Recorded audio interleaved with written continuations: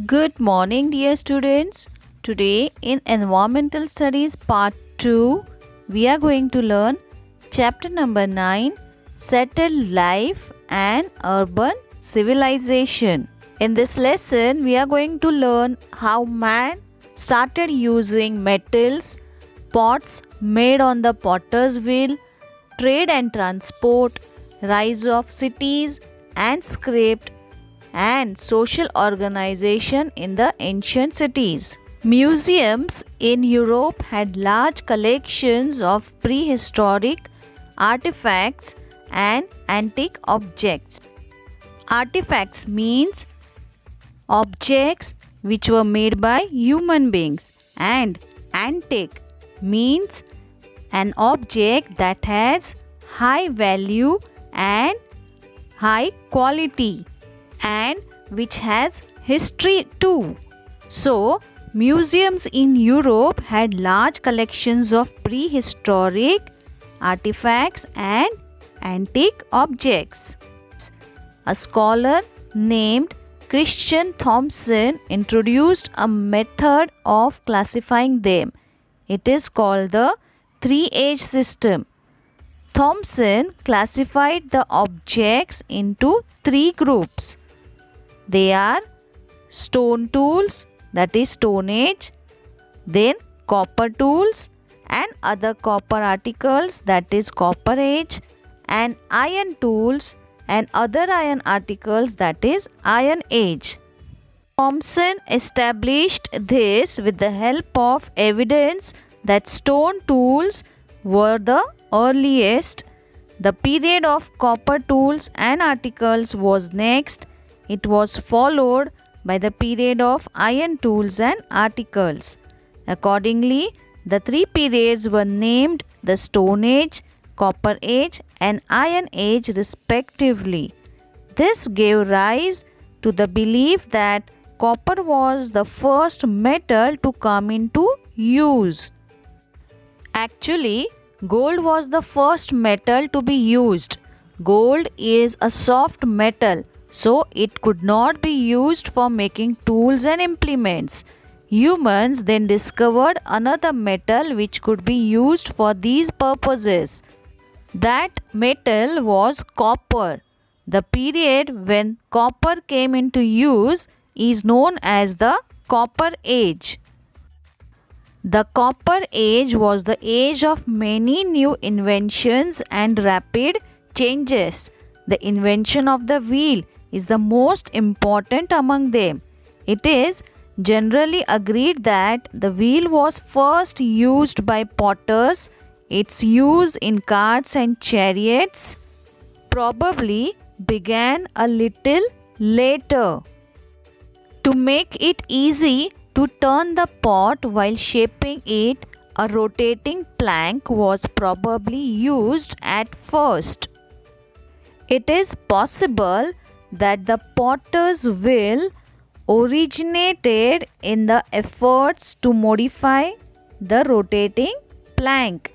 Till recent times, tribal women in the northeastern regions of our country shaped the pots by using a rotating plank, a pointed quartz pebble fixed at the bottom of the potter's wheel.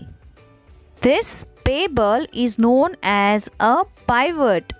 When the potter's wheel is put in motion, it is balanced on this pivot and revolves with a great speed. Once the potters began to use a wheel, it became possible to make pots in large numbers. In this period, people started making symmetrical and colorful pots with beautiful designs on them. Symmetrical means having equal, same parts facing each other.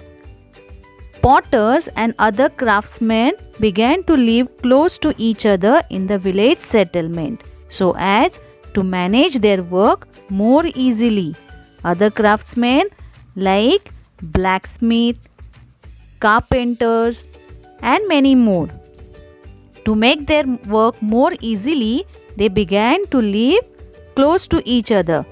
We can say that this became the industrial area of that village, where skilled craftsmen had their settlements and centers of production. This happened mainly in those village settlements where the raw material was easily available and in those which were conveniently situated for trade. Such village settlements expanded rapidly. As the scale of production increased, trade too expanded with it. Therefore, there was a need to change the old system of transport. It was in this period that wheeled vehicles like carts and chariots were first brought into use.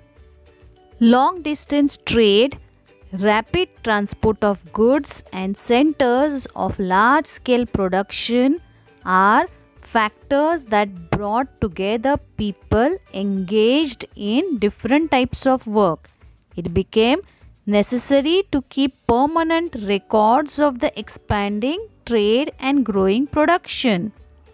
By now, signs and symbols had already came into use for the purpose of record keeping.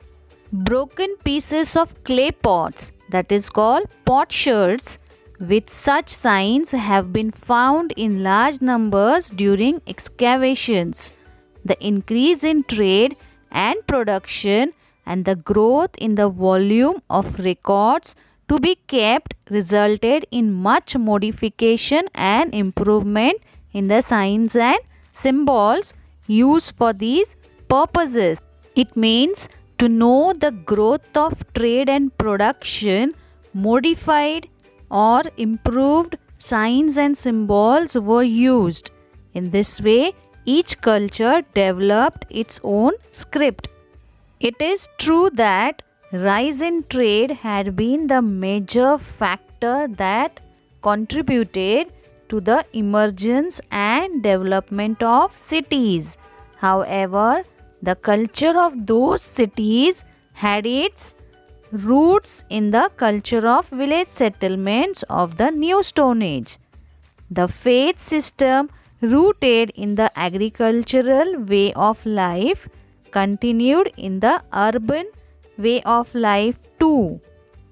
This social life and festivals based on agricultural faith systems became more developed in cities that had prospered because of the rise in trade.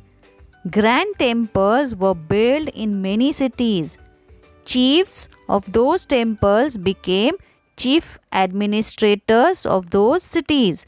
Later, the positions of the temple head and that of the king went to the same individual. This was the beginning of the ancient urban civilizations of the world. We will learn more about them in the next lesson. Till then, bye.